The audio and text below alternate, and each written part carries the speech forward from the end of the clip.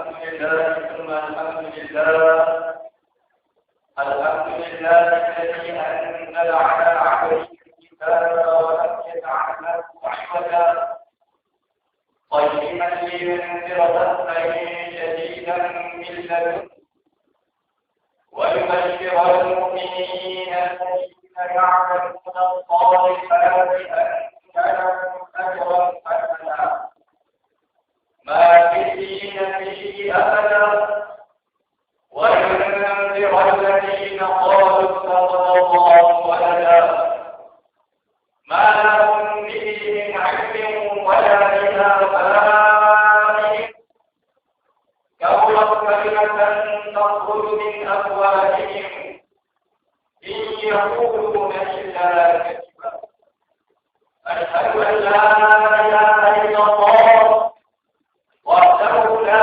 شريك له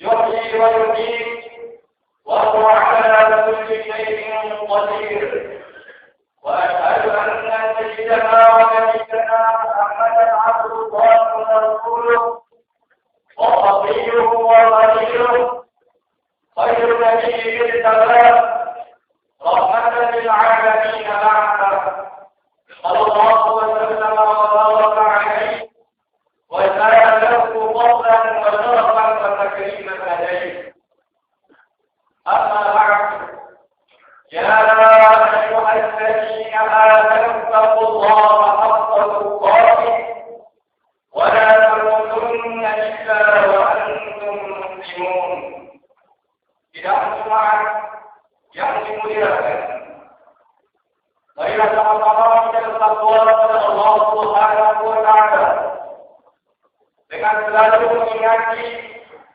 dan berdoa bahwa sesungguhnya Allah Subhanahu wa taala berjasa melihat dan memperhatikan segenap dan segala tindakan kita. Mari kita sama-sama bertakwa dengan menjauhi segala larangan dan mematuhi segala perintah-perintahnya, berusaha untuk memperbanyakkan dan melakukan segala istiqamah dan bersyukur amalan-amalan saleh dan peluang-peluang ibadat yang telah disyariatkan oleh Rasulullah sallallahu alaihi wasallam. Mimbar pada hari ini memperkatakan tentang suatu surah yang amat istimewa yang telah dikhususkan oleh baginda Rasulullah sallallahu alaihi wasallam dengan kelebihan-kelebihan yang banyak, khususnya kelebihan-kelebihannya yang berkaitan dengan zaman yang kita hidup pada hari ini. Itulah zaman hampir tiba berbulan kisah terbesar semenjak Allah Subhanahu wa taala menciptakan kemanusiaan di alam muka ini. Kisah yang paling besar itu ialah kisah yang disebut sebagai Dajjal.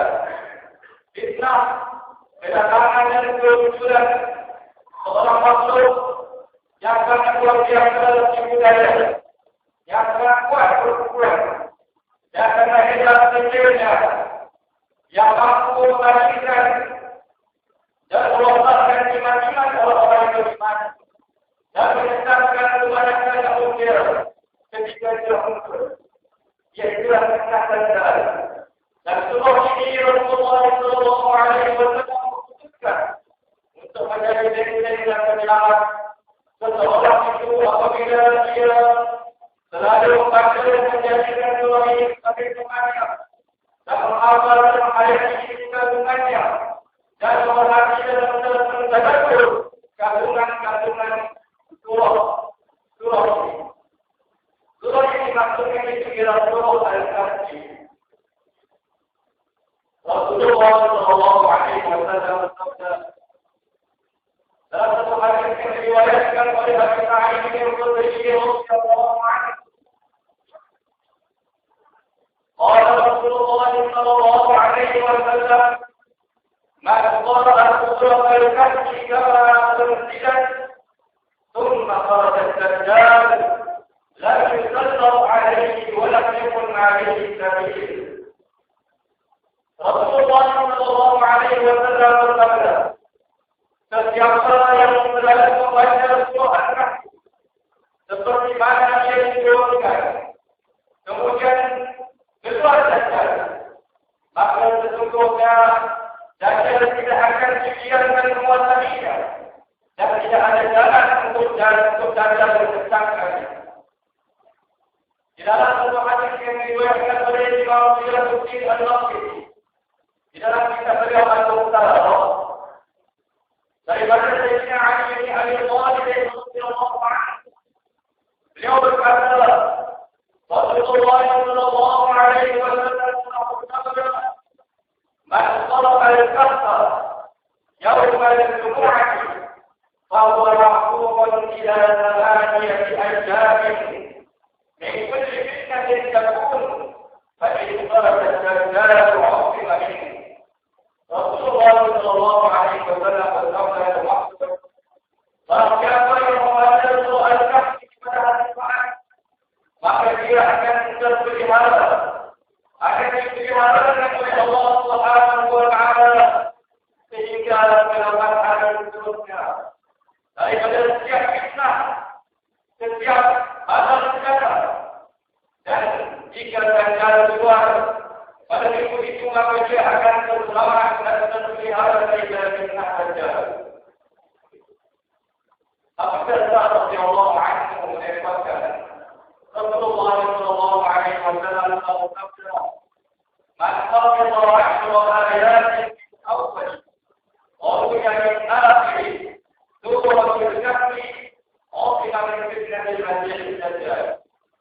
Rasulullah sallallahu alaihi wasallam telah bersabda dalam hadis yang diriwayatkan oleh Imam Muslim dan Abu Dawud, sesiapa yang menghafal hanya 10 ayat daripada awal, dalam riwayat yang lain daripada akhir surah Al-Kahfi, nescaya dia akan terpelihara dan terselamat daripada fitnah kekufuran akhir Dajjal. Tidak cuma akan dilakukan Allah Subhanahu wa Ta'ala. Seorang ulama terkenal di era zaman ini yang berasal dari India tentang keturunan Arab, bahkan keturunan Sayyidina Ali bin Abi Thalib radhiyallahu anhu, yaitulah Syekh Abdul Hasan Ali Al-Nadawi rahimahullah taala wa radiya anhu, telah menulis dan memutuskan sebuah buku dalam membicarakan dan menafsirkan bahkan empat isi kandungan surah Al-Kahfi. Dan beliau telah menamakan buku beliau dengan nama Al-Qira'ah Baina al-Iman wal-Jahiliyah, pertarungan di antara iman dan di antara kebenaran.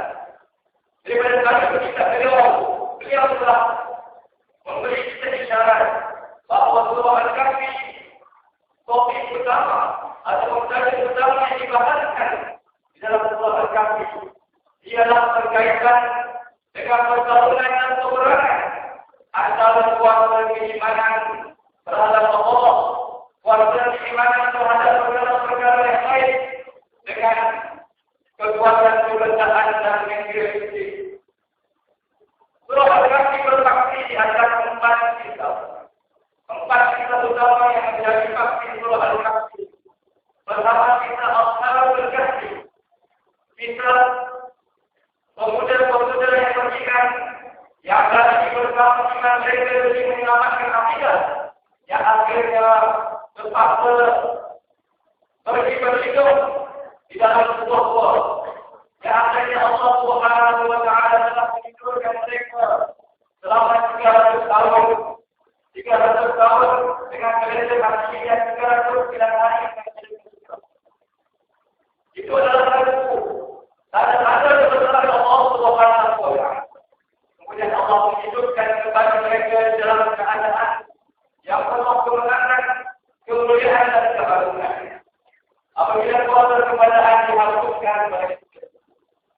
Kisah yang kedua ialah kisah yang berkaitan dengan seorang yang kawan yang saya memiliki dua buah ladang yang amat besar, yang amat subur, dari geologi dan contoh, dan bergantung sepenuhnya kepada kuasa kebun dan kebenarannya. Bergantung pada sebab-sebab kebenaran dan sebuah larangan dan sebuah migrasi kematian. Dan seterusnya, sombong dan ego yang kabur terhadap kawannya yang lahir. Akhirnya Allah Subhanahu wa Ta'ala dalam firman terhadap Al-Quran menghancurkan dua buah ladang kebunnya yang amat besar itu. Itu adalah satu pengajaran bagaimana kuasa kebenaran apabila berlalu dengan kuasa keimanan, maka iman akan menghapuskan dari sifat Allah. Kita yang ketiga, yang ada pula al-Quran berkata di atasnya, ialah berkata Nabi Musa alaihi salam dan Nabi Khidir alaihi salam. Kita ini menceritakan kepada kita bagaimana di zaman kebenaran, seperti zaman terjadi kebanyakan manusia Allah menakabur itu dengan ilmu yang diberikan oleh Allah Subhanahu wa Ta'ala. Lantas mereka menyangka dengan kebanyakan teknologi yang terjadi, mereka tidak perlu beriman kepada perkara yang lain. Mereka menyangka dengan kemewahan hidup yang diberikan, dengan ilmu kebenaran yang diberikan kepada mereka, dengan rahasia, undang-undang dunia yang dibukakan kepada mereka, lalu mereka dapat mencipta perkara-perkara yang ada yang belum pernah dilakukan turun-turun yang lama dalam manusia. Mereka menyangka dengan kehebatan ilmu mereka tidak perlu lagi bergantung pada iman dengan Allah. Mereka tidak lagi bergantung pada iman dan akhirat. Lalu mereka sombong dan takabur, tidak mau tunduk kepada perintah dan larangan Allah Subhanahu wa Ta'ala. Allah Subhanahu wa Ta'ala telah berdiri seorang wanita yang sangat mulia, yang sangat tinggi kedudukannya, seorang Nabi Ibrahim dan Musa alaihi salam.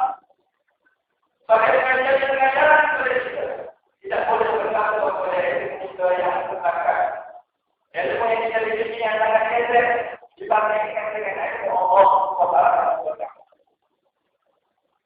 Kita yang terpaksa dari merupakan faksi surah Al-Kahfi yang tentang seorang raja yang diberikan kekuatan yang luar biasa dan kerajaan yang amat kuat dan sangat takut dan menguasai seluruh dunia daripada timur hingga ke barat, yaitu cerita Raja Iskandar Zulkarnain.